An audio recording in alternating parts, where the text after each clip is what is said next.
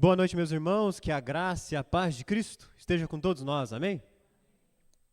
Convido toda a igreja a abrir a sua Bíblia no Evangelho de João, capítulo 9. Evangelho de João, capítulo 9, vamos fazer a leitura do capítulo inteiro, uma leitura um pouco extensa, mas é uma história muito significativa. João, capítulo 9. Enquanto os irmãos vão abrindo aí, peço desculpas. Podem ver que eu estou um pouco gripado, então vocês vão ver minha voz um pouco inasalada. E hoje vamos dar sequência a esses encontros que estamos vendo com Jesus. E hoje, nessa série de encontros, vamos ver de uma coisa muito curiosa. Um encontro que mudou a vida de um homem desde o nascimento. Na verdade, desde o nascimento, esse homem era cego.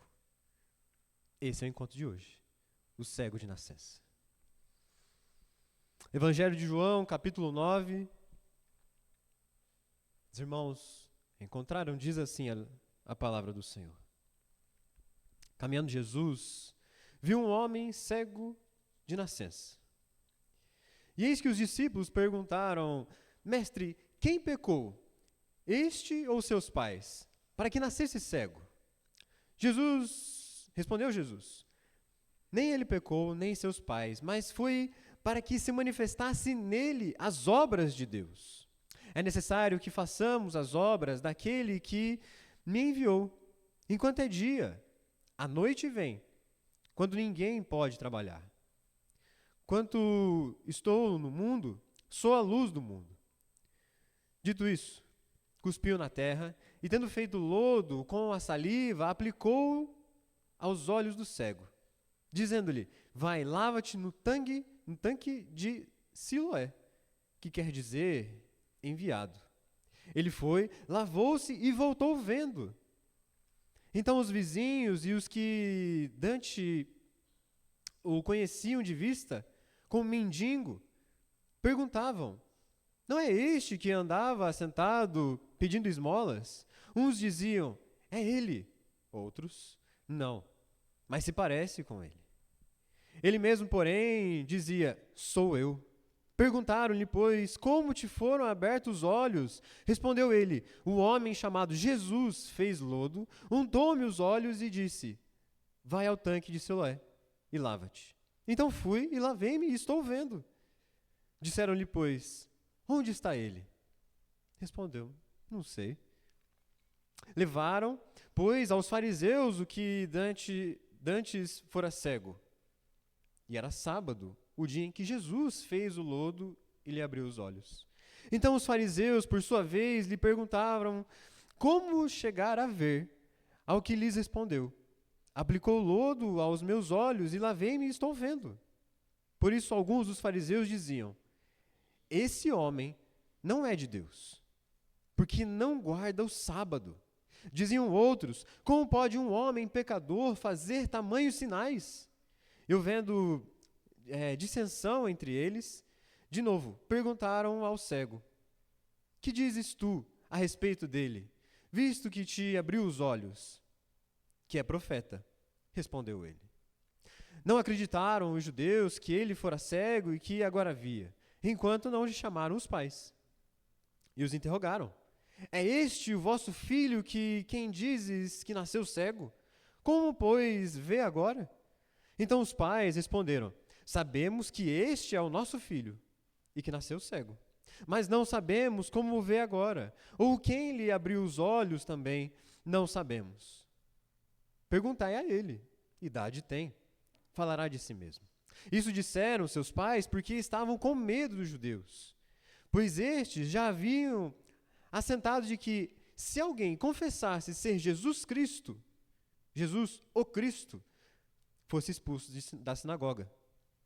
Por isso é que disseram os pais: ele idade tem, interrogai-o. Então chamaram pela segunda vez o homem que fora cego e lhe disseram: dá glória a Deus. Nós sabemos que esse homem é pecador. Ele retrucou: Se é pecador, não sei. Uma coisa sei: eu era cego e agora vejo. Perguntaram-lhe, pois, que te fez ele? Como te abriu os olhos? Ele respondeu: já vos disse, e não atendestes. Por que quereis ouvir outra vez? Porventura quereis vós também tornar-vos seus discípulos?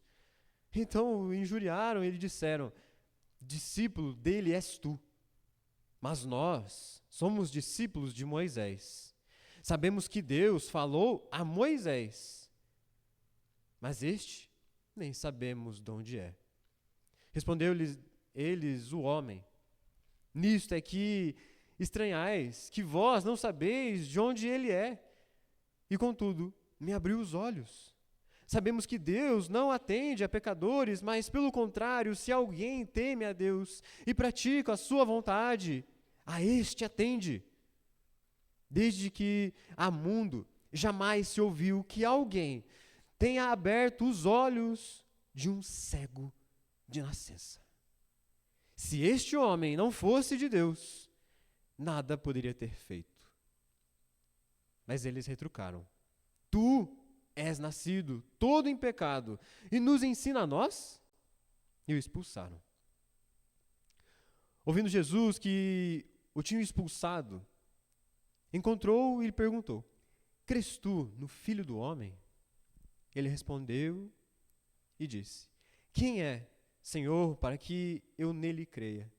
E Jesus disse: já o tens visto, e é o que fala contigo. Então afirmou ele: creio, Senhor, e o adorou. Prosseguiu Jesus: eu vim a este mundo para juízo, a fim de que os que não veem, vejam, e os que veem se tornem cegos. Alguns dentre os fariseus que estavam por perto perguntaram-lhe: acaso também nós somos cegos? Respondeu-lhe Jesus: se fosseis cegos, não tereis pecado algum, mas, porque agora dizeis, nós vemos, subsiste o vosso pecado. Vamos orar? Pai de amor, Pai de justiça, Pai, em nome de Jesus, pedimos a Ti neste momento que fale aos nossos corações. A Sua palavra foi lida, Pai, corações já estão sendo mudados por causa da Tua palavra. Por favor, ó Deus, encha-nos do Teu poder, dai-nos do Teu Espírito, para que nos abra os olhos espirituais, para enxergar Cristo Jesus. É isso que nós pedimos em nome de Cristo. Amém. Tomar uma água, né? Uma leitura pequena.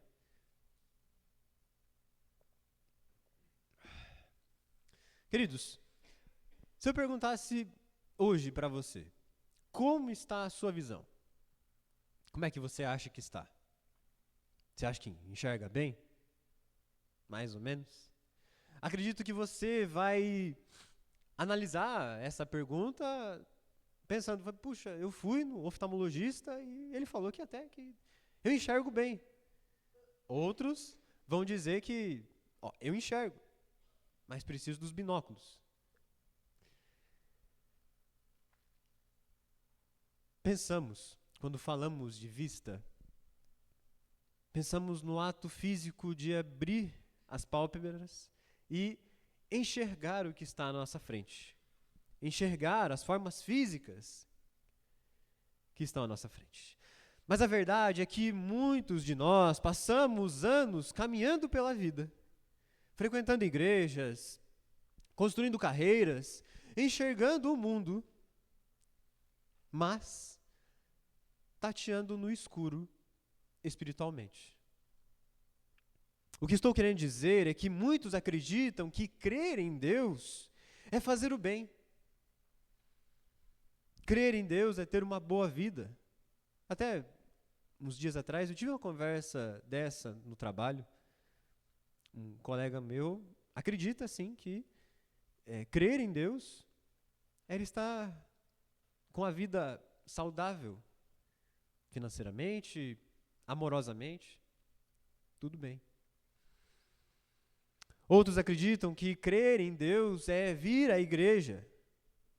Outros até falam que crer em Deus é ter sonhos reveladores, arrepios durante a mensagem, ver coisas extraordinárias acontecendo. Se você enxerga dessa maneira, sinto muito, mas você está cego. Você está cego completamente. Acredito que você agora esteja se perguntando: se a aparência de uma vida religiosa demonstra a minha cegueira, como posso desfrutar da verdadeira visão espiritual?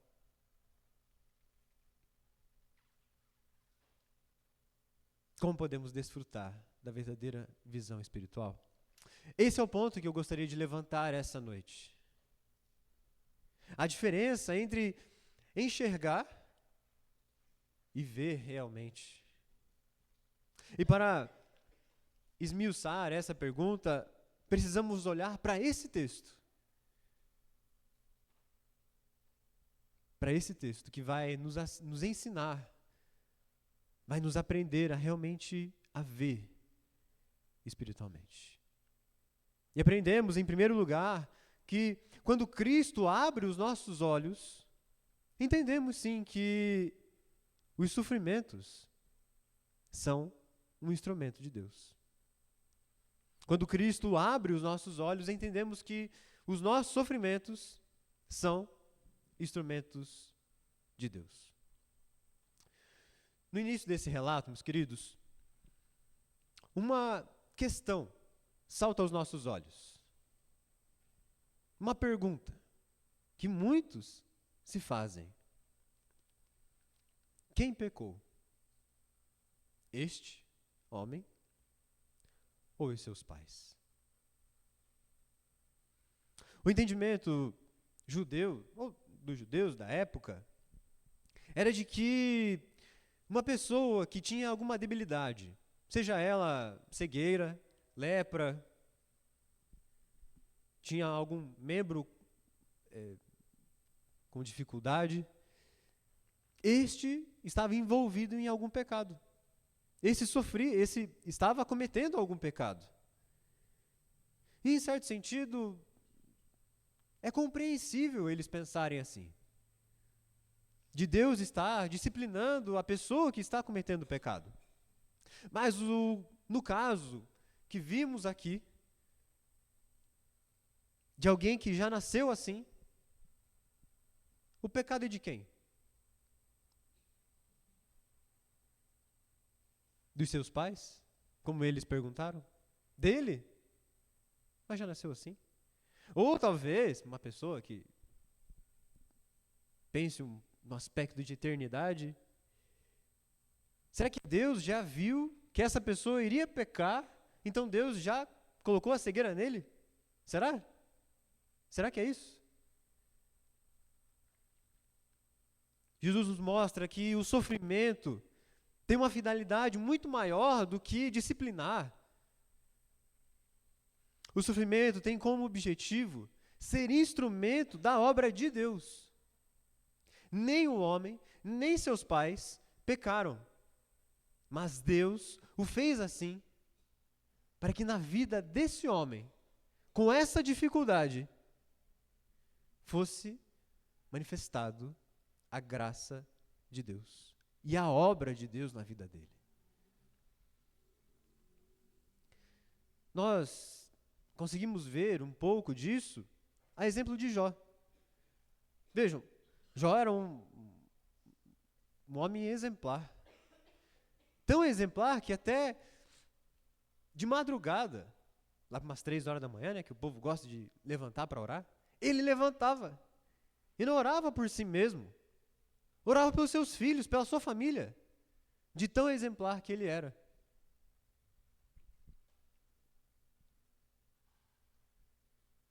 Mas aconteceu algo.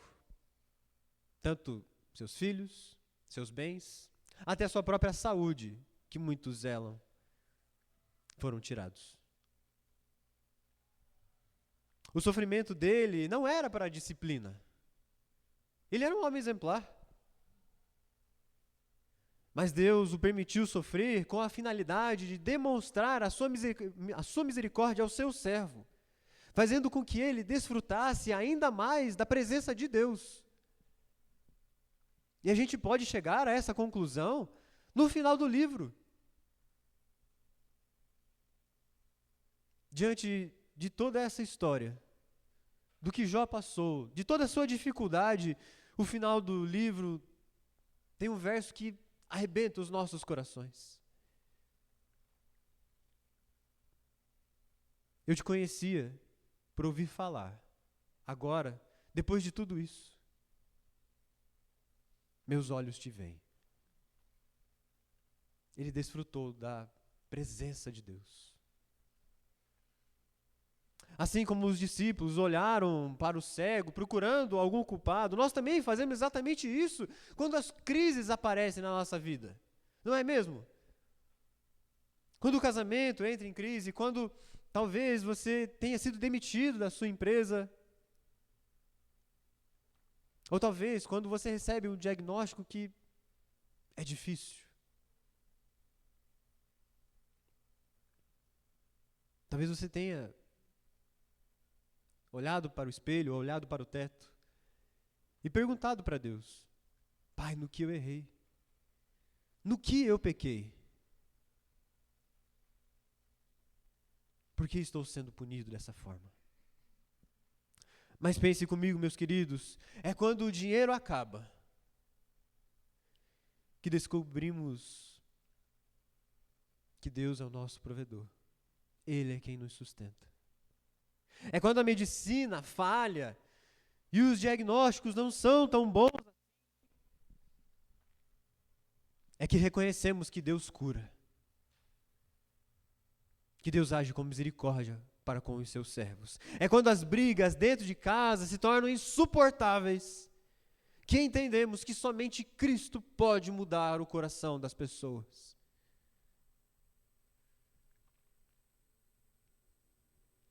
O sofrimento que você talvez esteja enfrentando hoje, ou já enfrentou, ou até vai enfrentar,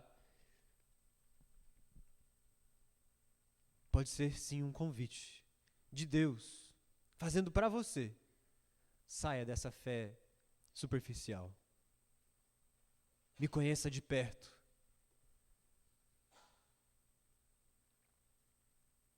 Para que você saia dessa fé de ouvir falar, e que Deus te leve a um nível de intimidade muito maior do que você tem hoje, por meio do sofrimento. Que você possa dizer: eu precisei chorar, e com esse choro me levou a ver a beleza da tua graça, Deus. Que você diga que eu precisei sentir dor, mas essa dor me levou a conhecer o meu Salvador, a conhecer o Cristo que morreu por mim e me salvou dos pecados. Talvez o sofrimento que você esteja passando hoje seja para apontar para você: olha, existe um Salvador para a sua vida. E através desse sofrimento, Ele pode alcançar você.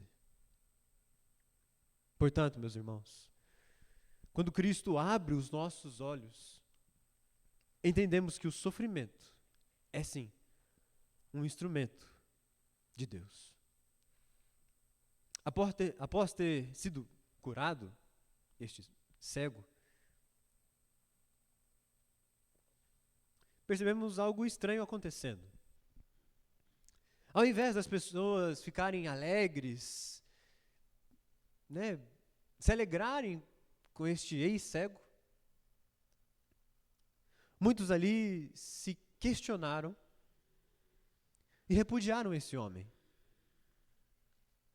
nos levando a, em segundo lugar, quando Cristo abre os nossos olhos, percebemos que o mundo vai fazer de tudo para fechá-los. Quando Cristo abre os nossos olhos, percebemos que o mundo vai fazer de tudo para fechá-los. Depois que o cego é curado, levaram-no para os fariseus, para mostrar o que Jesus havia feito na vida daquele homem. Quando os fariseus o viram, eles ficaram confusos. Até teve uma pequena divisão entre eles. Vejam lá comigo o verso 16. Diz assim: por isso alguns fariseus diziam: esse homem não é de Deus, porque não guarda o sábado. Diziam outros: como pode um homem pecador fazer tamanhos sinais? E houve dissensão entre eles. Dentro dos fariseus, irmãos, tinham pelo menos 2 pontos que podemos ver aqui. 2 posições que se chocavam entre si. Um posicionamento dizia que Jesus não podia ser Deus. Por quê? Porque ele curou num sábado. No entendimento deles, quebrou a lei. A própria lei de Deus. O outro é que qualquer um que cura um cego de nascença só pode ter vindo de Deus. E isso causou uma certa divisão. Não que eles estavam a favor de Deus, de Jesus, mas eles não entendiam o que estava acontecendo. O problema é que, nessa interpretação da lei equivocada, eles mesmos estavam restringindo o próprio Deus. Eles estavam colocando limitações para a misericórdia de Deus. Falando que não se pode fazer obras no sábado. Mas não somente isso poderia, né, ter prejudicado a fé do ex-cego. Não somente essa dissensão, essa discussão que aconteceu. O que poderia ter prejudicado a fé do cego, ex-cego, né, não é mais, foi o medo da forte pressão religiosa. Os pais do cego disseram que antes ele era cego. E pararam por aí. Só falaram isso. Eles temiam a excomunhão da sinagoga. Porque, naquela época, quem era excluído da sinagoga, ficava muito mais difícil ter comércio na cidade. Sofria ataques, represálias, e ainda por cima, se precisasse de ajuda, não ia ter assistência.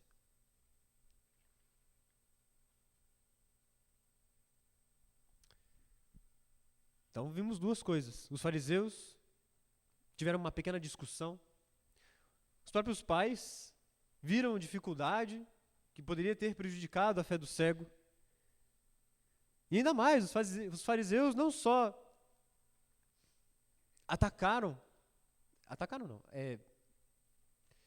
fizeram esse pequeno debate, mas também atacaram a procedência de Jesus. Eles falaram: mas este nem sabemos de onde é. Falando: nós somos discípulos de Moisés, esse nós conhecemos, esse é de Deus. E esse Jesus aí? Não sabemos.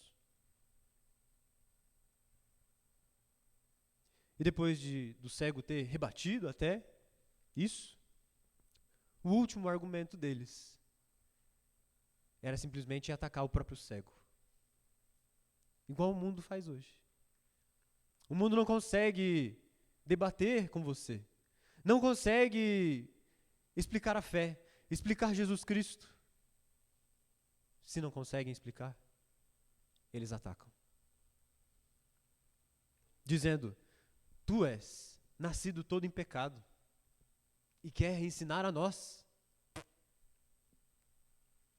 Você não presta. Irmãos, essa dificuldade que o cego teve me fez lembrar de quando eu era criança. Acho que minha mãe vai lembrar.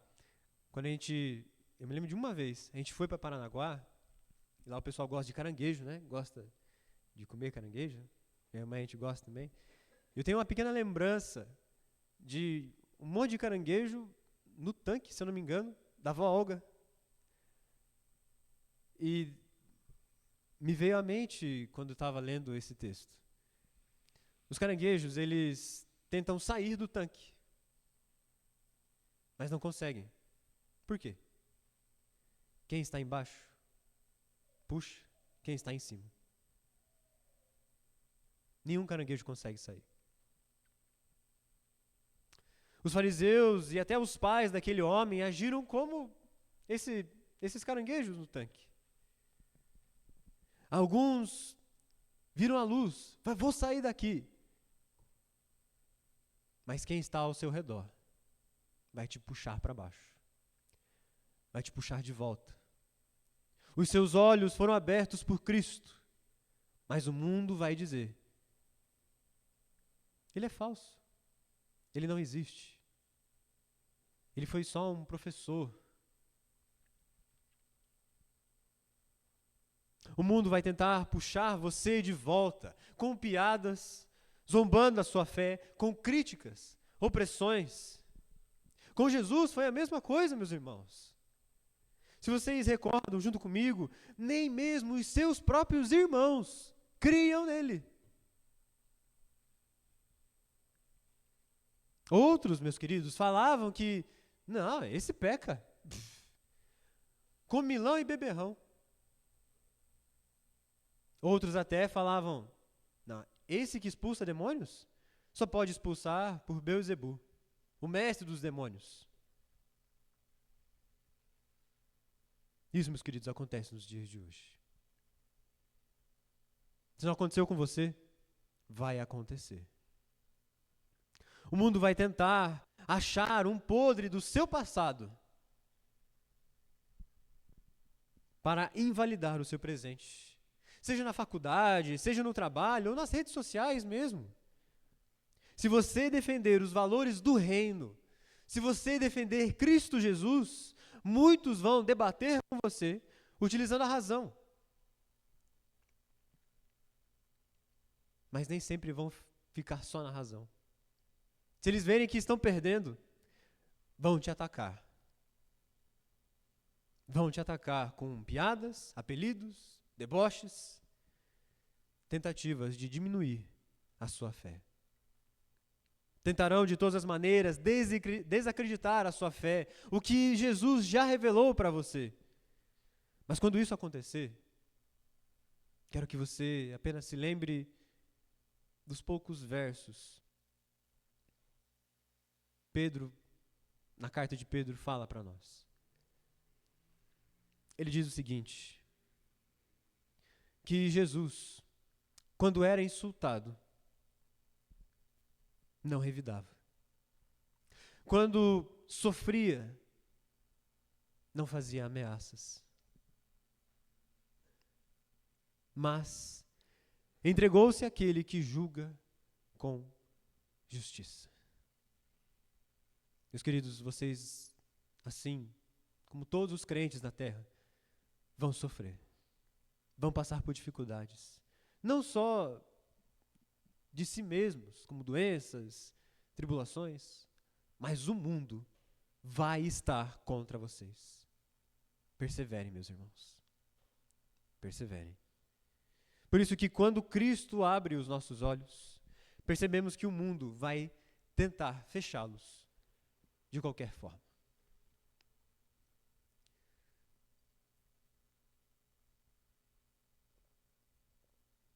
Na parte final do capítulo que lemos ali, é nítido ver que, para além dos olhos físicos que Jesus cura, abre, Jesus também abriu os olhos espirituais deste cego. O homem agora não somente enxerga as cores do céu, mas também começa a ver o verdadeiro Messias, o Deus verdadeiro, nos levando a terceiro e último lugar. Quando Cristo abre os nossos olhos, a nossa resposta é adoração. Quando Cristo abre os nossos olhos, a nossa resposta somente pode ser a adoração. Depois do ex-cego ser expulso dentre os fariseus, Jesus vai ao encontro deste homem, que antes era cego.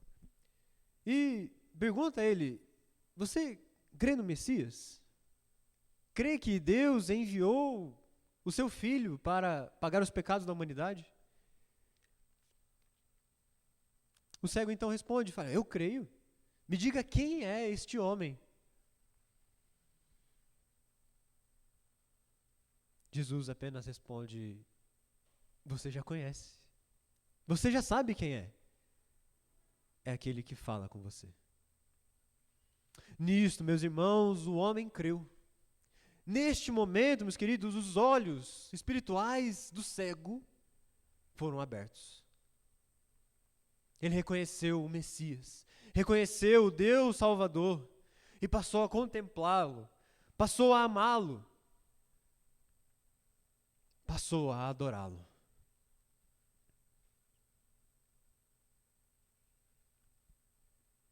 Mas Jesus continua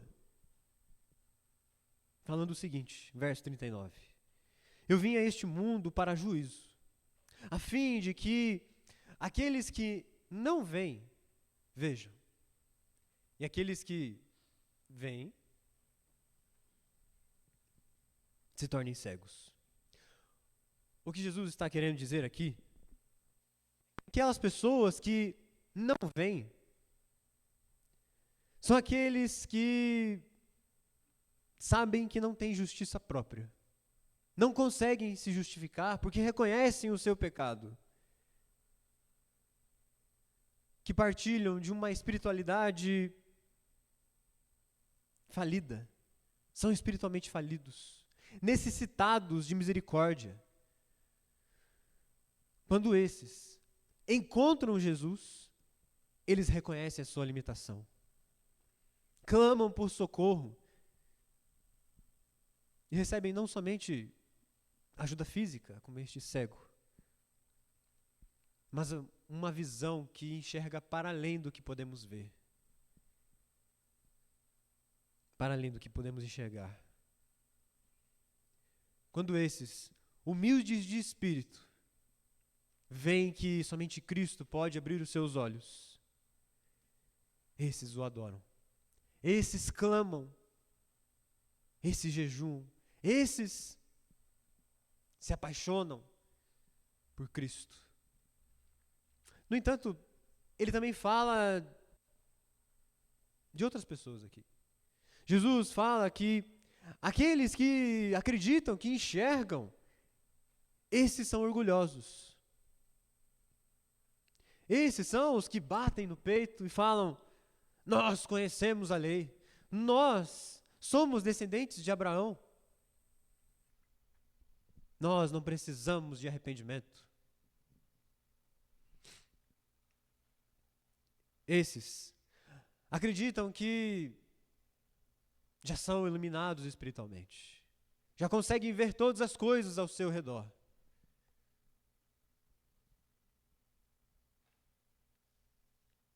O orgulho os cega.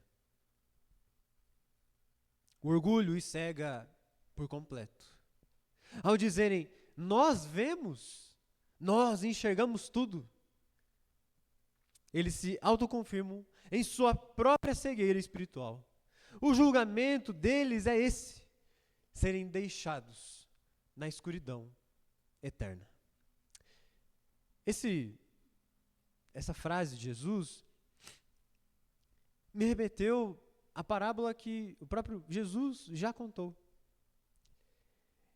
Ele fala sobre um publicano e um fariseu. E os dois juntos foram ao monte orar.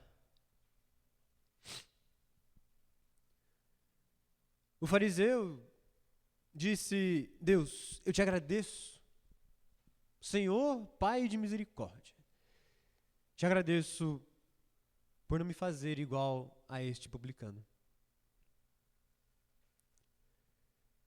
Te agradeço, ó Deus, por não me fazer ladrão, injusto, adúltero.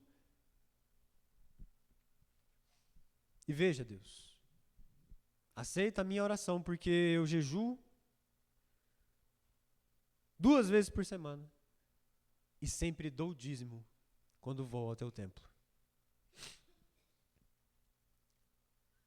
De tudo que eu ganho. O publicano fez um pouco diferente, não foi? Ficou à distância. Nem sequer conseguiu olhar para cima. Mas disse: Deus, tem misericórdia de mim, porque sou pecador. Não mereço estar na tua presença. Se o Senhor não me aceitar, o Senhor está sendo extremamente justo, pois sou pecador. Por fim, Jesus disse: um homem foi para casa justificado. Este homem é o publicano, não o outro que era fariseu. Foi para casa justificado diante de Deus, pois todo aquele que se exalta, esse será humilhado, e todo aquele que é humilhado será exaltado. Se a sua fé em Jesus serve para apenas discutir com as pessoas e apontar os seus pecados, você ainda não viu Jesus Cristo verdadeiramente. Se você não consegue ver a enormidade do seu pecado, se você não consegue ver a sua miséria, você não pode gozar do verdadeiro conforto em Cristo. Seu pecado permanece, pois você está rejeitando a salvação de Cristo. Se você acha que a sua boa conduta te salva, se você acredita que as suas obras te justificam diante de Deus, você está cego.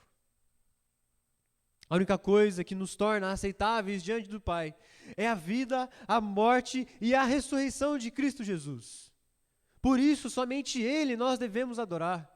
Por isso, a nossa fé deve ser nele. A nossa vida deve ser voltada para Ele. Esvazie-se do orgulho religioso e confesse: Senhor, se não for pelo seu sangue derramado na cruz, eu não consigo. Eu continuo na escuridão. O Senhor é a minha luz. Por isso eu te suplico hoje, meu querido, a fazer o mesmo que aquele cego. Reconheça a total dependência de Cristo. Abandone o orgulho de achar que você pode se sustentar sozinho, que você pode ser feliz sozinho, que você pode viver sozinho, que você pode se salvar sozinho.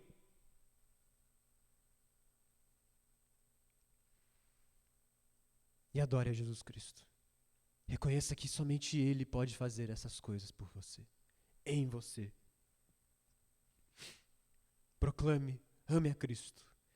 Ver a Cristo significa cair de joelhos e reconhecer que Ele é o Senhor da sua vida. Sendo assim, quando cremos, quando Cristo abre os nossos olhos, a nossa resposta deve ser adoração. Adoração. Concluindo, meus queridos,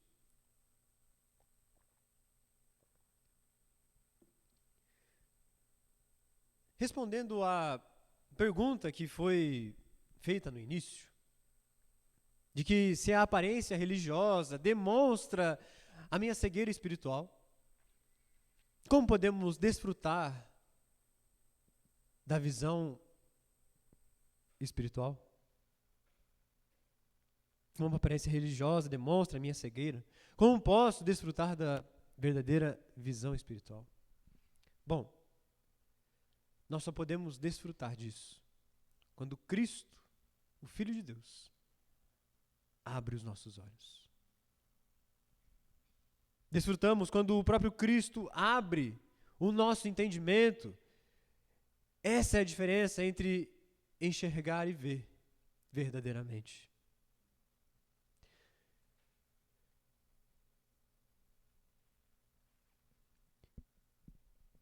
Cego, meus queridos, é aquele que acredita enxergar perfeitamente, enquanto caminha para o abismo da autossuficiência. Esse é o cego. A partir do texto que nós lemos aqui, a gente pôde ver esse confronto de que quando Cristo abre verdadeiramente os nossos olhos, a gente consegue sim compreender que o sofrimento que nós passamos é pedagógico. Sim, mas também é uma obra magnífica, uma expressão de graça de Deus na nossa vida. Também percebemos que ao vivermos essa realidade, o mundo agirá. Quando Cristo abre os nossos olhos, o mundo não fica quieto. Ele vai tentar nos cegar novamente.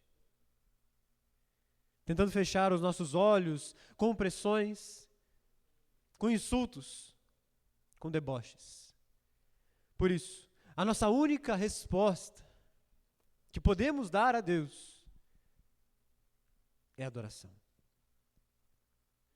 Se sofremos aqui, não revidem. Muito pelo contrário, foquem em quem já abriu os seus olhos. Adorem a Cristo. Adorem aquele que já os resgatou vocês. Que além de abrir o seu entendimento espiritual, compreender as coisas celestiais, Ele te salvou da escuridão eterna. Ele te salvou da morte eterna. Por isso, meus queridos, nesse ato de adoração, se esvaziem de todo orgulho que carregam. Se esvaziem do orgulho religioso e de uma ilusão de que podemos nos salvar sozinhos. Podemos fazer as coisas com a nossa própria força. Não saia daqui enxergando a sua rotina apenas. Mas saia daqui vendo a Cristo nela, em tudo que você faz, no sofrimento que você sofre, nas batalhas que você tem contra o mundo e também no seu quarto, falando com Deus. Pois o maior milagre não é quando Jesus cura os olhos de um cego para que ele possa ver as cores do céu. Mas é quando ele cura o seu coração para que veja o Deus verdadeiro. Amém, meus queridos? Vamos orar? Pai, em nome... clamamos a Ti, ó Deus, que na Tua graça, na Tua misericórdia, o Senhor mude as nossas vidas. O Senhor falou aos nossos corações, nos mostrou que, por meio da vida de um cego de nascença, o Senhor demonstrou misericórdia, graça, uma obra magnífica, não só abrindo os seus olhos, mas o salvando. Foi para isso que a dor dele, a debilidade dele serviu, para que alcançasse a salvação, um meio para a sua salvação. Que assim seja conosco, Pai. Que a gente possa ver na nossa rotina, na nossa vida, esse agir do Senhor. Nos dê força, Pai. Nos torne perseverantes contra os desafios do mundo. Essa é a nossa oração, em nome de Cristo Jesus. Amém. Queridos, eu